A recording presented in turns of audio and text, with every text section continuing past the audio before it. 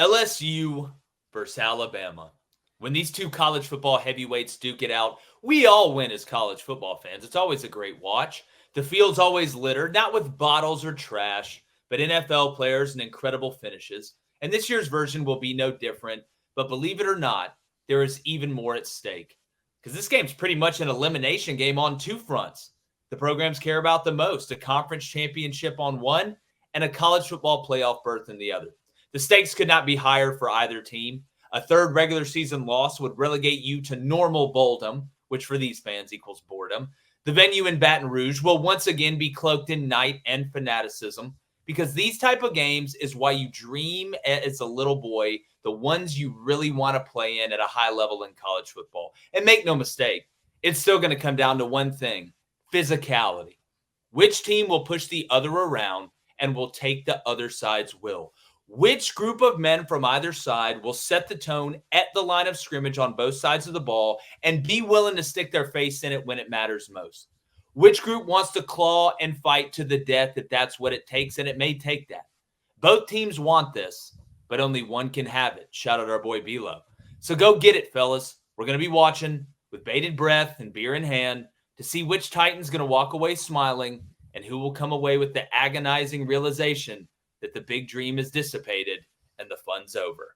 All right, David Cohn, former Michigan quarterback, my brother, former Western State, Colorado wide receiver, Blaine Crain. Guys, I want to get into the nuts and bolts of this. We want to know what you think in the chat. Again, thank you guys for joining us. Hit that subscribe button. No calls today. Going to be back maybe next week. We'll see when the election ends.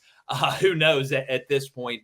But Cohn, I want to start with you here. When you're looking at this game, we all know how big this game has become. You look through the past of Saban being at LSU, then being at Alabama, these two teams dominating the SEC West for the most part.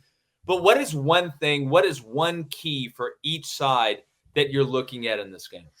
How many times have we seen Alabama and LSU meet as undefeated foes where the winner has a chance to win the division and go to the SEC championship, and at least the last 10 years, possibly go to the college football playoff? And now we sit here, both of these teams are 6-2, and yet because of the new format of college football, the implications are equally as massive. Right? Like, that's what I find so fascinating about this game. I mean, you got to start first things first, which is, LSU has struggled to run the football consistently, and Alabama on defense has struggled to stop the run. I think that's where most people are going to start when they analyze this football game. So something in that equation has to give, right? And LSU did get something going against a South Carolina defense, and we saw what they just did against Texas A&M. I think as time goes on, maybe not from the jump, but as time goes on in this football game, LSU will find moments and opportunities to be able to run the football. The question is, will that take all of the pressure that we've been talking about off of Garrett Nussmeier to feel like he has to do everything? Because that really gets to the heart of the matter, which is quarterback turnovers. Garrett Nussmeier, Jalen Milroe, which one of them is going to make the big plays without creating the big turnover? And I think it is worth mentioning that obviously both teams are coming off their bye before this game, just like they always do. But Alabama's best half of football was that first half against Georgia when they were coming off their first bye week. That's really something to consider here, as they're going to have to go into Death Valley. And if they can put points on the board early, the more points they can put on the board early, they have a better opportunity to take this crowd out of it, which is going to even up the advantage. And that's their best chance, in my opinion. I agree with you 100%. And I want to go back to the run game that you're talking about, Blaine. I want to get your thoughts as well. But I'm going into this game believing that what I have seen is who they're going to be, right? Regardless of where this game is played.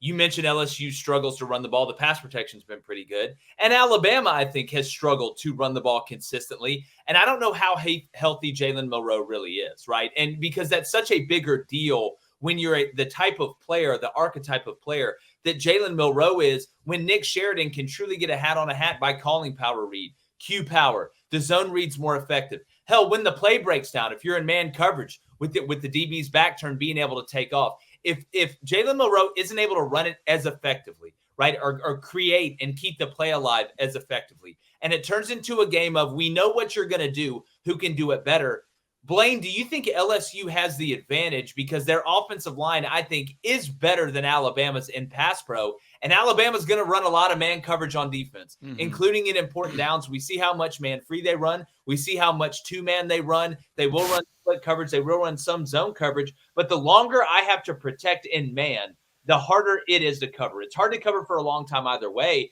but Jalen Milroe's running ability could be the difference in this game. And if he's hampered by an injury, that cuts off a huge, huge, huge vessel for this Alabama team to not only stay on schedule, but make up for maybe getting a false start in Death Valley, maybe being in second 12 and trying to hit that big play. Well, I think LSU already has a built-in advantage because of where this game is being played at. It is 6:30 at Death Valley, LSU, Alabama. I really don't know if it gets any bigger than this. Right now, the first thing I'll look at if it's on the Alabama side, it is the health of my quarterback. Alabama is at their best when Jalen Milroe is running the football, not just scrambles, but quarterback design runs. And if he's not healthy, I don't know if they can do that, and that'll be trouble. That'll constrict their offense. I'll flip it to the other side. Nussmeier with all these turnovers. It can't happen in a game like this because you will find yourself getting snowballed by an Alabama team if you throw 3 picks. And I think a lot of this has to come down to who can really trust their identity. Sooner or later, one of these teams is going to have to trust to run the football. I don't want to see Jalen Milroe throw it 40 times. I don't want to see Nuss throw it 40 times. You're going to have to turn around and hand the ball off, and I think whichever team can stick to that identity enough, I'm not saying you have to run the ball 80%, but make it at least honorable on the other side has a really good chance to win this football game. Well, I mean, who can line up on 3rd and 2 when I know you're running it, you know you're running it, God knows you're running it, everybody knows you're running it, and be able to get it? Not that you have to get 10 yards on that play, but be able to get 2.5. That's going to dictate it because now as an offensive coordinator, I feel like the handcuffs are off me. If I'm sitting there in 3rd and 1, 3rd and 2, and I'm going heavy personnel, right? I'm going 12 personnel or I'm going 11 and I still want to kind of tighten things up. You know, if I don't trust it, is Joe Sloan going to say, you know what, we're going to go RPO. We're going to go play action and try and throw it on 3rd down. With Jalen Milroe, you can probably get away with it a little bit more because of the fear of his legs. But I feel like LSU has kind of a narrower path. And, you know, when I brought up, and we've been talking about the turnovers for Garrett Nussmeier in some of these games, it kind of looked like he alleviated the problem somewhat, but then it has reared its head a little bit. We saw it against A&M. You know, you look in that Ole Miss game. I know LSU found a way to win it in the end, but this is a game where the margin of error is going to be so small. And which team gets that confidence early? Cone, which team sets that tone early, like I talked about in the open, to say, you know what, everybody's been hyping up this game. We know it's an elimination game, and put that other team on their back foot. And I want to make a point that, you know, we try and talk about a decent amount here, but it doesn't get talked about a lot in the college football media world, and that's special teams. It's not just who can make a field goal. It's not just block punts and big returns. It's field position. Make no bones about it. This game is going to come down to who has the best field position throughout a 4-quarter game. So when you look at the complementary football phase, offense, defense, and special teams, nothing helps out an offense or a defense more than good starting field position, especially if you're a road team. If Alabama can come out and get the ball around midfield their first drive after a big stop, or, you know, they're able to pin LSU back on that first drive, therefore flipping the field when they get the ball back, that's going to be huge because who's ever having to play catch up in this game is going to be in big trouble. Yeah, no doubt. I'm glad you brought that up because if I'm Kalen DeBoer, I'm bringing up 3 things this week, in addition to all of the things we're doing with install and, hey, don't turn the football over and those sorts of things. 3 things to make sure that the team doesn't forget throughout the week, and you brought up a couple of them. One, we can't afford any special teams mistakes in this game. And I think it's going to be incumbent on Kalen DeBoer to identify early which direction this is going to go. Is this going to be a shootout type game where we're having to go for 4th and 1s in plus territory and we're having to go for 2-point conversions early? Or is this going to be more of a field position game? Either way, we can't afford any special teams mistakes. You know, another point is the penalties. I would be making sure to say, like, hey, us in Death Valley, we have to win the penalty battle. And to go into that environment and that atmosphere as a team that's been very heavily penalized is you're already, you know, kind of set up for failure in that. I would be preaching to this team, we have to win the penalty battle throughout this entire game. And then another thing with Blaine, with what you were talking about, or maybe it was Jake, you know, that environment, I would be showing this team the ending of the Ole Miss football game, just to show them, because some of these guys, maybe they haven't been to a night game at Death Valley. When you talk about, Jake, getting the confidence confidence early on in this game, I'd be saying, do you see how imperative it is for us to score early? Because when that crowd is in this football game late, and even, God forbid, an overtime scenario, that crowd just absolutely suffocates opponents. No, without a doubt. And Blaine, I want to talk to something, and we talk about winning the water cooler here. I want to go behind the scenes a little bit. And David, you brought up, maybe some of the guys, the Ryan Williams, some of these other players haven't played in this type of environment, even though, they've played in some big ones already, including going on the road. They've gone up to Wisconsin. I can go down the list, but it's different in Death Valley. We talk about, can some teams get up enough to play? But there is a real thing about being too emotional going into a game, being too overhyped, right? And even older guys, like if you're Jalen Milroe, you don't have to go try and make a heroic play every play, brother. You don't. What you need to do is what you did in the first half against Georgia. You take what's there, and when they show you their throat, you stomp on it. That's what I thought he did an incredible job of. And it's not just completing, right, the balls underneath, but I think Alabama's going to have some space underneath to operate. Jalen doesn't have to say, you know what, Ryan Williams on the 9 route, I'm going to throw it up and let's go get it. Or I'm going to throw it back across my body and make this incredible play. Or I'm going to roll out, make a guy miss, and then throw it back across the field to try and hit a guy that's streaking. You don't have to, man. If the hitch is there, throw the hitch. If the slant's there, throw the slant. The dig's there, pound the dig. And when you set their ass up to hit them down the field off play action, that's when you go for the throat, including in the red zone, because guess what? There ain't nothing wrong with 2nd and 6, man. But you can be, Blaine, can you just talk about, because you're like me, and David, I never saw you before a game, but I've seen my brother before a game. I've seen as a coach and a player, and he's seen me. You can get over-emotional to the point where it screws you up almost like you're under-emotional from a focus standpoint. You do, like Puka Nacua, like yesterday, right? Getting over-emotional about that game and throwing a punch early after a guy pushed him late. You can't do that in this game because it can cost you. A good saying, I always like to say, you can get lost in the sauce and you can get lost without the sauce, right? You have to find that good balance. It's channeled rage. It's channeled violence to where you know where you need to get to and you're going to dominate that guy, but you have to know your assignments throughout football. And I thought David brought up a great point, and you did too, David. I don't think this moment is going to be too big for the Alabama players. I think Ryan Williams is built for stuff like this. Jalen Milroe's played in bigger games. I think the huge 3 things you need to look at in this game, and y'all brought them up: special teams, pre-snap penalties, and the biggest one to me is who wins third downs. Right? Who wins third down? Because usually when you average up teams like this that are a lot alike in different ways, whoever wins the third down battle usually is going to come out of this game with the win. And they're usually going to win time of possession. And that could be huge, especially for the road team, in kind of dampening down the spirit as much as you possibly can of the LSU team. Well, I'm gonna get to the chat. Make sure you hit that subscribe button. David, you got anything else before we go to the chat?